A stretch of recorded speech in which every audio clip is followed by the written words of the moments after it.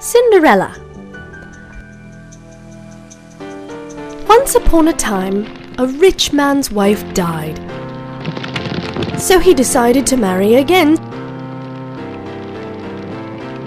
so that his lonely daughter would have a mother to care for her. But the woman he chose to marry was a proud and selfish woman with 2 daughters just like herself. She did not show her true character until after the wedding. She ordered her daughter to work in the kitchen while she and her daughters enjoyed themselves. When the child had done her work, she used to sit in the chimney corner among the cinders or the ash. So everyone called her Cinderella. Her clothes were dirty and torn, yet she was far prettier than her sisters.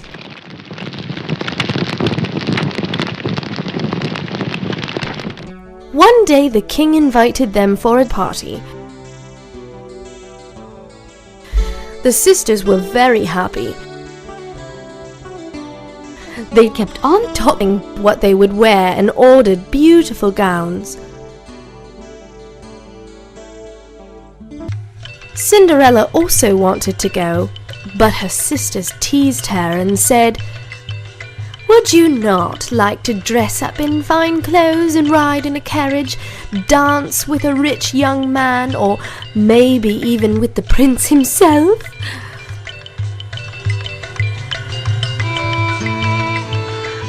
It was known that the prince was in search of a wife, and Cinderella's stepmother had high hopes for her daughters.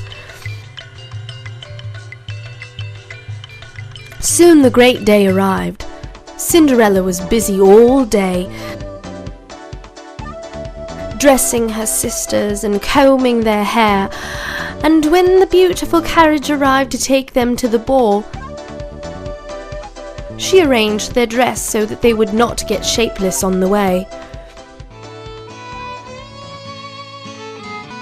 When the sisters had left, Cinderella began to cry.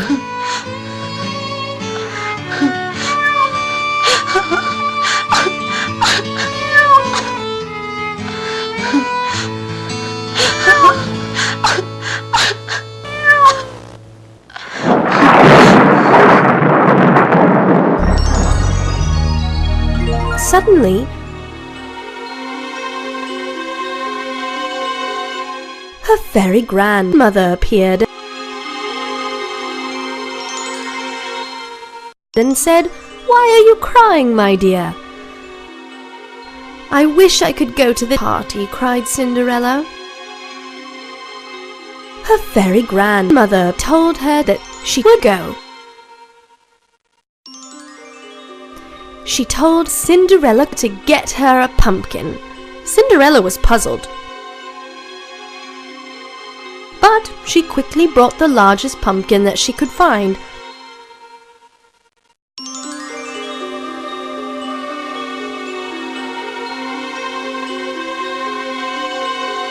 Her fairy grandmother waved her magic wand and turned the pumpkin into a beautiful golden carriage.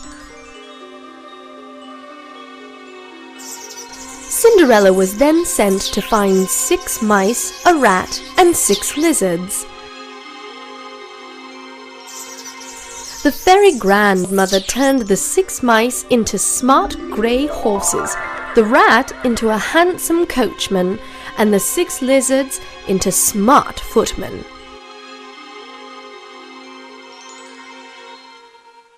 Then she waved her magic wand over Cinderella, and soon her dirty dress became the most beautiful dress ever seen.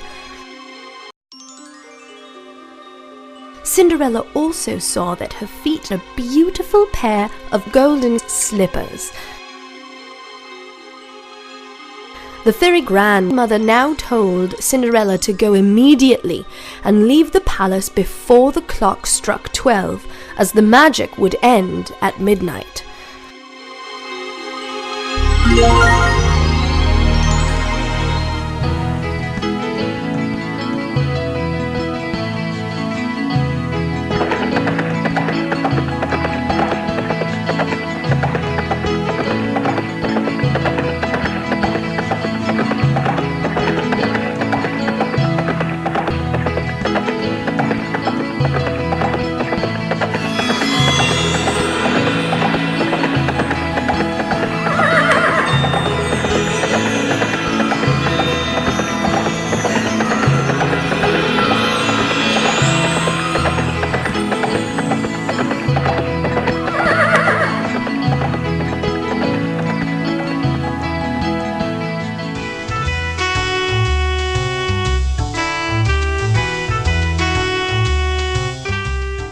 When Cinderella appeared in the dance room, everyone became silent, and the music and dancing stopped.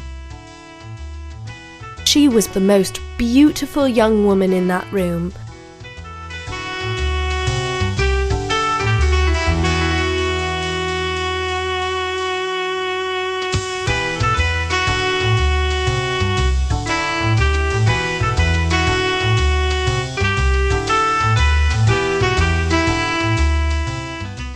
The young prince took her hand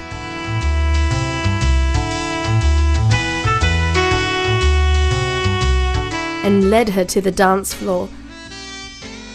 He danced with no one else but her the whole evening.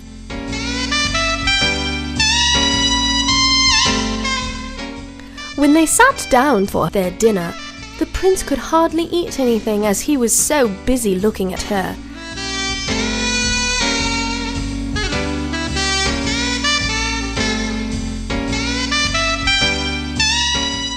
The dance went on. Cinderella was very happy. She danced every dance and did not at all feel tired.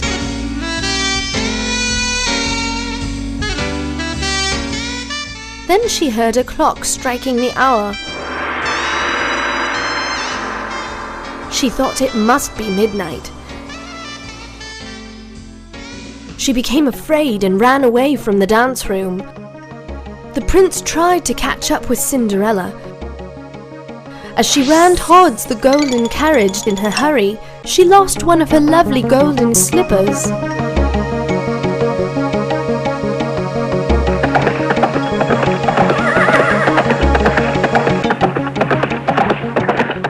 As the prince bent down to pick up the golden slipper, the clock struck 12.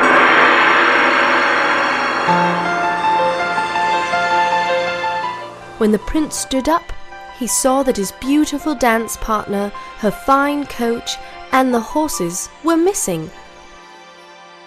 Now the prince was in no mood to celebrate, and all the guests were told to leave. The prince took the golden slippers to the king and told him that he wanted to find the beautiful maiden whose foot the slipper fitted. When he found her, he will marry her. The prince now went to every house in the entire kingdom to look for Cinderella.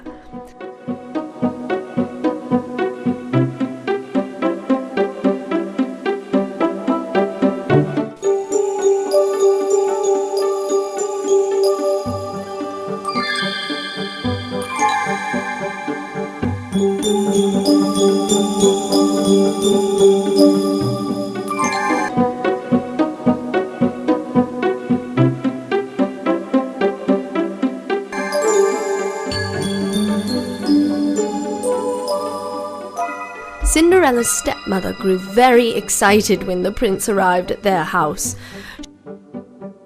She was shown the golden slipper. She told her daughters to try to put on the slipper. But they could not do so as they had big, clumsy feet, and the golden slipper was tiny and delicate.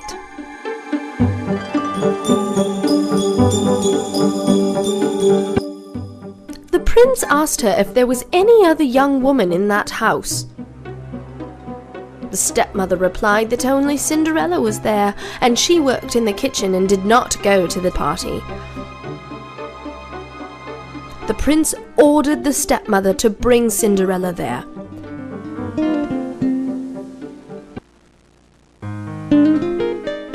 When Cinderella put on the slipper, it fit her pretty foot.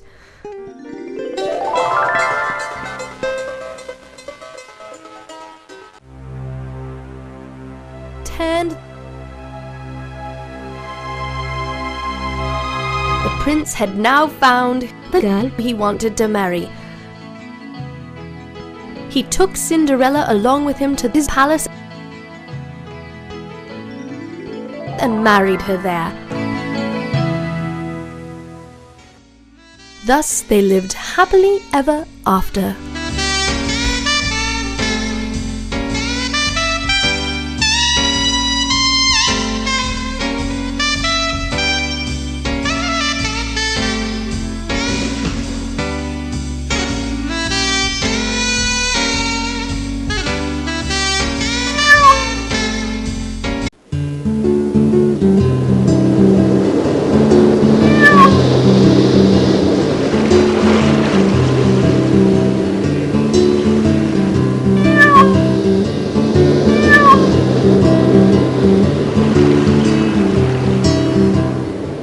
Puss in Boots.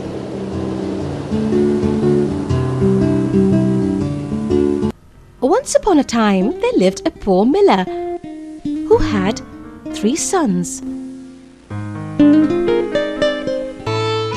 When he died, all he owned was distributed among his sons. The eldest had the mill.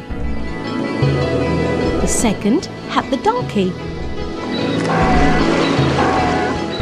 And the youngest son had the miller's cat. The boy was very fond of the cat, but he could not see how the cat could ever make him rich. As he gently petted the cat, she said, "Don't worry, master. If you do what I tell you, you will see how much I can do for you. First, get me a large bag and a pair of boots." The youngest son of the miller took some of the money he had and bought a large bag and a fine pair of yellow-colored boots.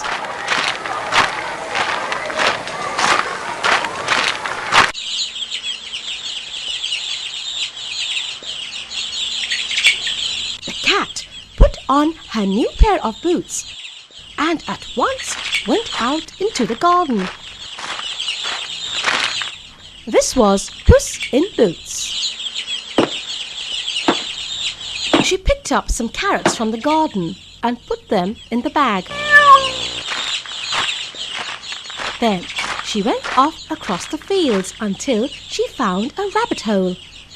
She put the bag down with its mouth wide open so that the carrot could be seen. Then she hid herself behind a low hedge. Soon a fat grey rabbit came out of the hole. He smelled the fresh carrots and jumped into the bag to eat them.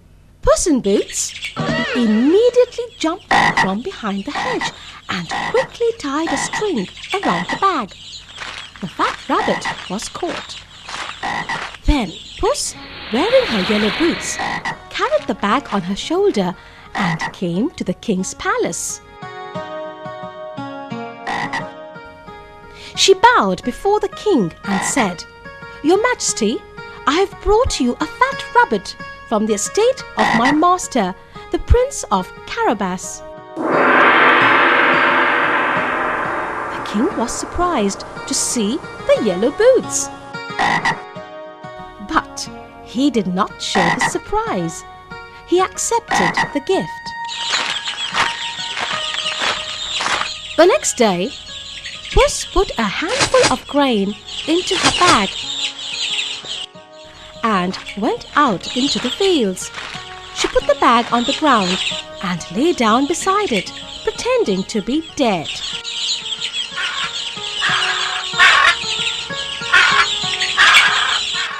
Two parrots came and started to eat the grain. Puss in Boots waited for the right moment and quickly tied a string around the bag, catching both the parrots inside. Once more, she set off for the palace and presented herself before the king. "My master, the Prince of Carabas, begs you to accept these 2 parrots," said Puss in Boots, bowing with respect. "Tell your master," said the king, "I am pleased to accept his gift. He must have a fine castle."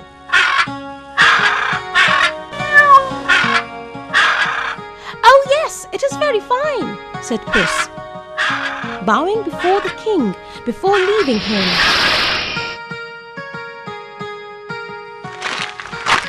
As she went through the halls in the palace, she heard that the king and his daughter were going to drive beside the river that afternoon.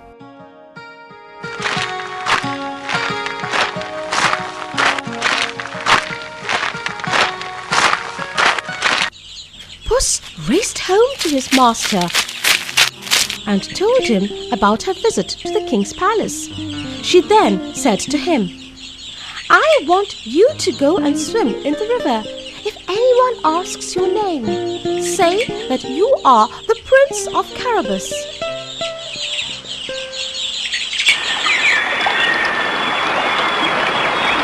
The miller's son left Puss in Boots to guard his boots.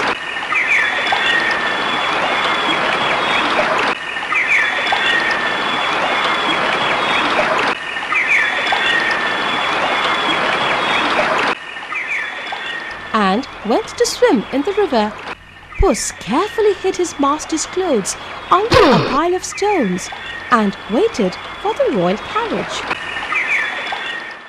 As the carriage came near, Puss ran in front of it, shouting, "Help, help! The Prince of Carabas is drowning!" The king stopped the carriage and ordered his servants to rescue the prince.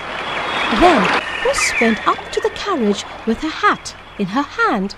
She bowed before the king and the princess and said, "We are indeed so grateful that you passed by, but alas, a thief has stolen my master's clothes." The king sent a servant to the palace to get a suit. When the miller's son put it on, he looked just like a prince. "This is my master, the Prince of Carabas," said Puss to the king and the princess, as she graciously introduced herself to the miller's son. "We hope you will drive on and dine with the prince." "It will be a pleasure," replied the king, and he invited the prince to ride in his carriage.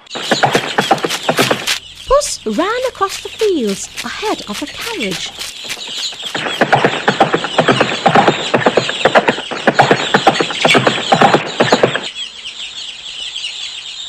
When she met some haymakers, she warned them, "When the king passes this way and inquires to whom this field belongs, you have to say, 'To the Prince of Carabas, your majesty.' If you don't say so, you will be cut into little pieces." Now, the land actually belonged to a terrible giant. All the people were afraid of him.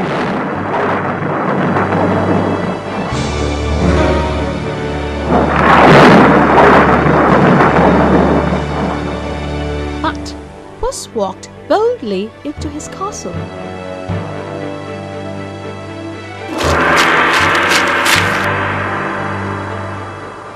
"I've heard that you can turn yourself into any animal you wish. Is that true?" asked Puss calmly. "Oh, yes, of course," said the giant, full of pride. In a flash, he became a roaring lion. Though Puss was terrified at the sight of a big lion, she continued bravely, "It truly is amazing that you can become a big lion. But surely it would be difficult for you to change into a tiny creature such as a mouse." The giant said, "Oh no, it is no problem at all." In an instant, he became a tiny mouse. Puss sprang upon the tiny mouse and with one shake killed it. Thus, the giant who became a tiny mouse died. At that very moment, the king's carriage came near the castle.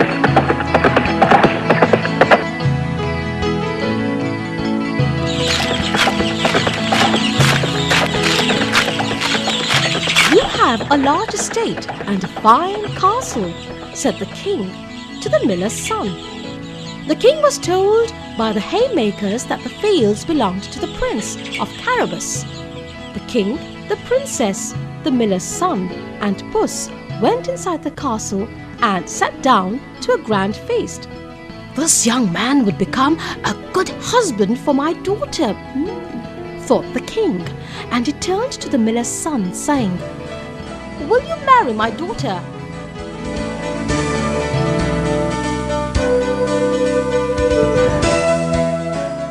The miller's son and the princess fell in love with each other.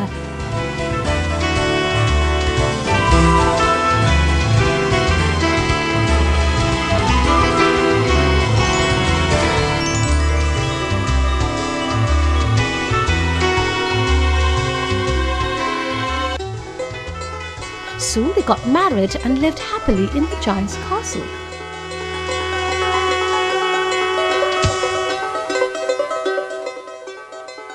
Puss in Boots lived in comfort for the rest of her days, and she never had to hunt again.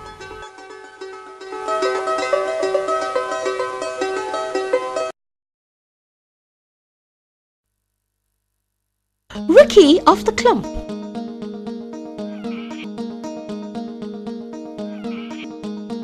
Once upon a time, a queen gave birth to a son. He was very ugly. The queen was saddened by his ugliness.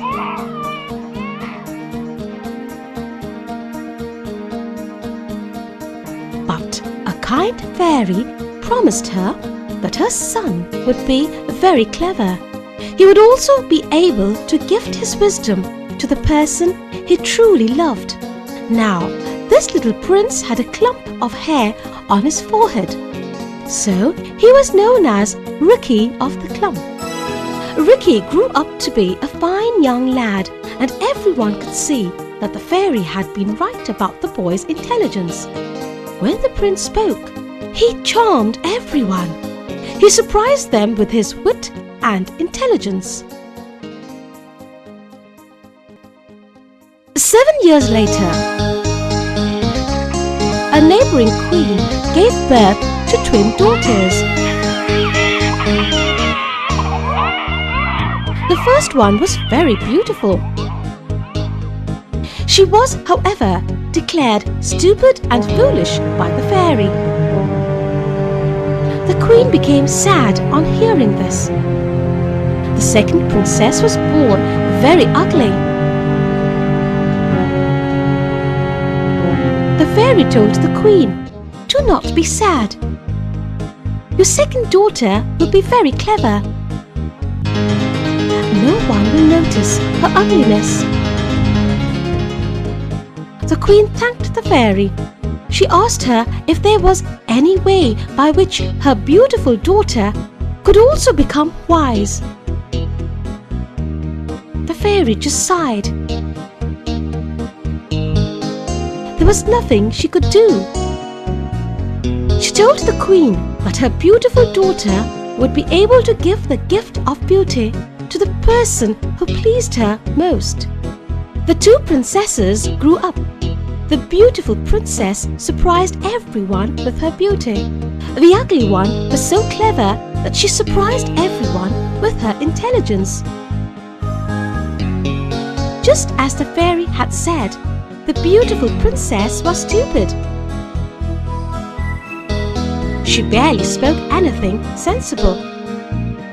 The ugly princess grew uglier day by day. But she gathered many admirers because of her intelligence and charm. At the same time, the beautiful princess was very sad. Nobody wanted to talk to her. She wanted to give up all her beauty. She desired to have even half of her sister's intelligence. One day, sad and lonely, she went to the forest to think about her bad fortune. At that moment, there stood before her a very ugly but well-dressed man. He was Rookie of the Clump. Rookie had heard of the princess's beauty. He had left his kingdom to look for her. He asked, "Why are you sad?" The princess replied, "I am sad because I am very stupid." Rookie replied that he could help her. He said, "I have the power to give good sense and intelligence to the person I love. I shall give you these qualities, but you have to promise to marry me after 1 year." The princess wanted very much to be intelligent, so she promised him that she would marry him after a year. The princess felt a great change come over her. She did not find any difficulty in talking sense. Now she was able to speak clever words. She found that she could now talk easily. She was able to discuss any subject that she liked. People in the palace saw the change in her. They were happy to see her so wise, intelligent, and clever.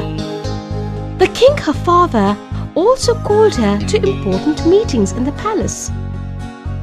He also took her advice. Now that the princess was intelligent, clever, and so very beautiful, she received many offers of marriage. There was one handsome and powerful prince she liked. Her father told her that she could choose him as a husband. The princess once again decided to take a walk in the forest to think about her future. While the princess was walking in the forest and thinking deeply, she saw several men preparing for a huge feast. There was a long table laid out. Everyone was busy. They were preparing a large number of dishes. She asked them what they were doing. One of them replied, "We are preparing a wedding feast. It is the wedding of Ricky of the club. He is getting married tomorrow." In a flash, the princess remembered her promise, and the very next moment, what did she see? Ricky standing before her. He had a happy glow on his ugly face. He thanked her for keeping her promise. He told her about the wedding arrangements. He told her that he had made these arrangements for their wedding. The princess was very confused and did not know what to say. She stammered and said that she was not at all sure that she wanted to get married to him. Ricky understood her. He explained to her that she could grant beauty to the person she loved. He also explained that she could do it in the same way that he had given her intelligence, because he loved her. When the princess thought about Ricky, she realized that she loved Ricky because of his good qualities. She was only doubtful about getting married to him because he was so ugly. Then the princess looked deep into Ricky's eyes. She said, "I wish for you to become the most handsome prince in the whole world." As soon as the princess made her wish, Ricky changed. He appeared before her handsome and graceful. The princess smiled. She was happy now. They got married the very next day and lived happily ever after.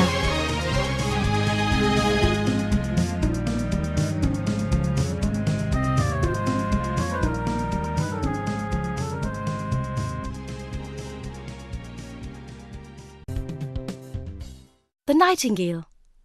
A long time ago, there lived in China a little nightingale who sang beautifully.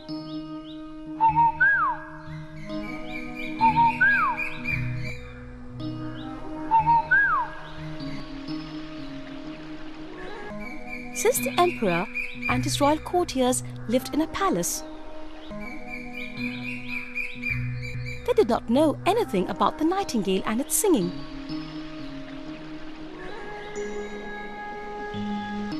The palace was surrounded by a green forest where the nightingale lived. This nightingale was declared as one of the great marvels of China by writers who wrote the history of China. One day, the Emperor of China happened to read one such history book.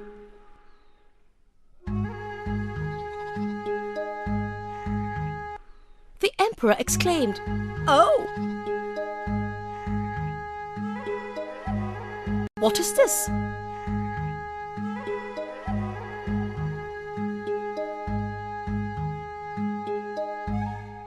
"I have no knowledge about such a nightingale in my empire. Why has no one told me about it?"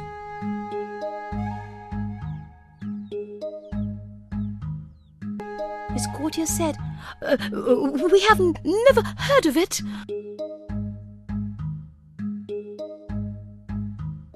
The emperor said, "It must be brought to my court this evening. If you are not able to do this, then the whole court will be punished." The courtiers, scared on hearing this royal command, quickly went to find the bird.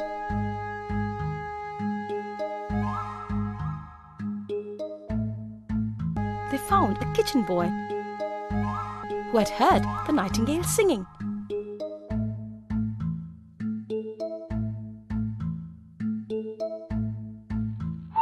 The kitchen boy took the courtiers to the nightingale. It agreed to go with them to the palace.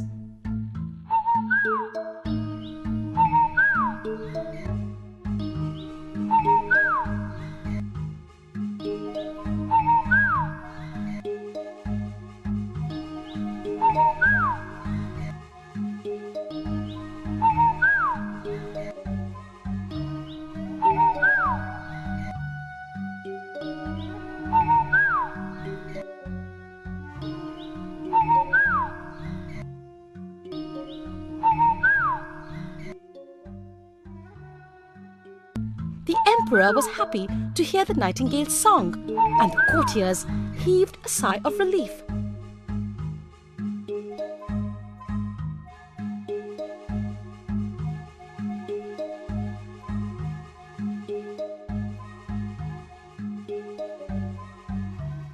The emperor decided to keep it in his palace. He put the nightingale into a golden cage and appointed 12 servants to look after it. The nightingale sang every day, and everyone in China marveled at its beautiful voice. But the nightingale was unhappy. It did not like living in the cage and wanted to go back to the forest, free to live and sing as it chose.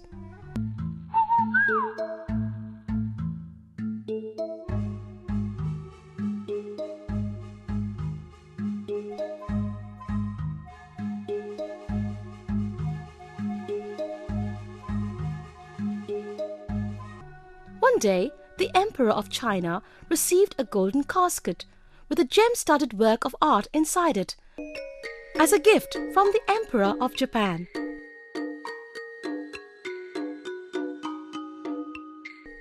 The Emperor was happy to see the gift.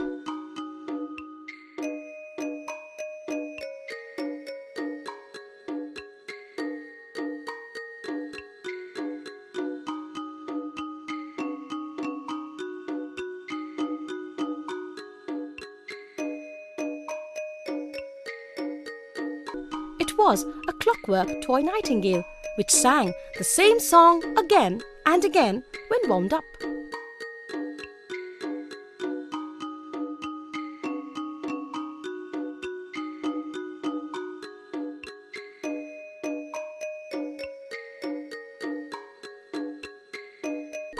Soon the whole court was busy playing with the toy bird, and the real nightingale quietly flew back to its home in the forest.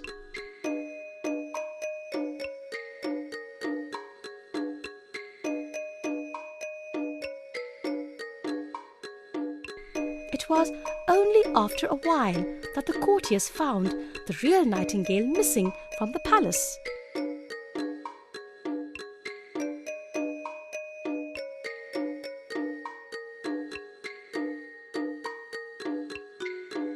After this, they placed the toy bird on a silk cushion beside the emperor's bed.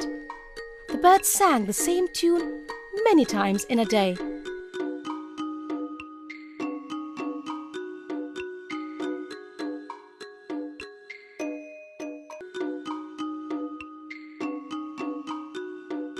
One day, a strange incident took place. Some problem arose in the toy bird and it stopped working.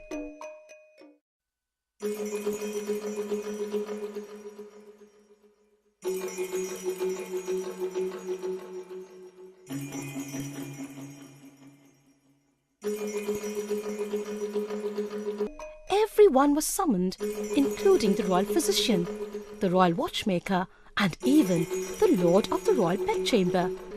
but none of them was able to diagnose the problem.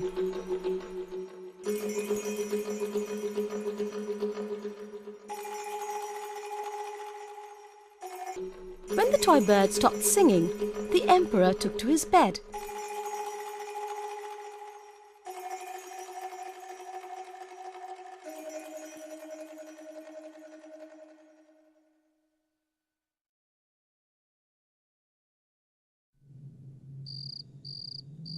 He fell ill, and everybody feared that he might die soon. There was silence all around the palace, so that the emperor would not be disturbed.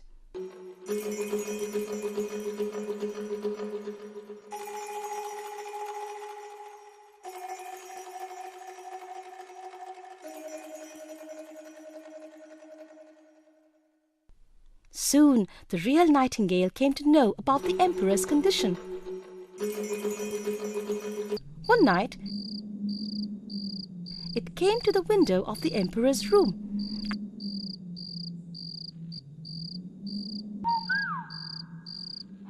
and sang the sweetest song it had ever sung. As soon as the emperor heard it, he got up from his bed.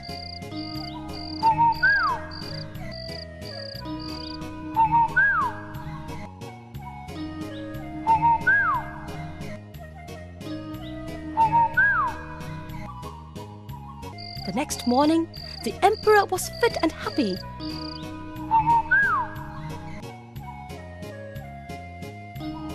And everyone was surprised to see him so. The emperor asked the nightingale to sing according to its wish. The nightingale agreed and asked him to keep its nightly visits a secret. Shh! This the emperor gladly did.